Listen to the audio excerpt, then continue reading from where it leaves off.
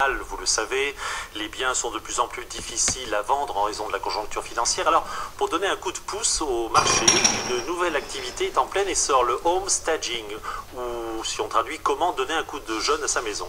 Exemple à Limoges avec Marion Leclerc et Rémi Lévesque. Conséquence de la crise immobilière, en 3 ans, le délai de vente moyen d'un appartement est passé de 5 à 9 semaines.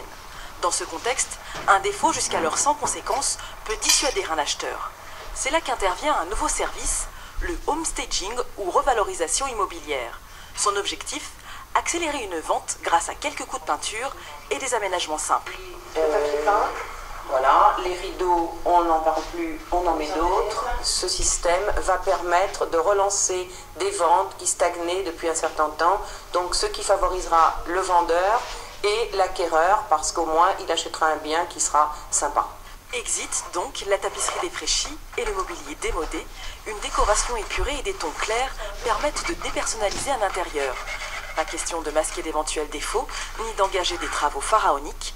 La métamorphose doit être rapide et économique. Comptez 4 000 € pour cet appartement, un investissement que le propriétaire espère bien compenser par une vente rapide.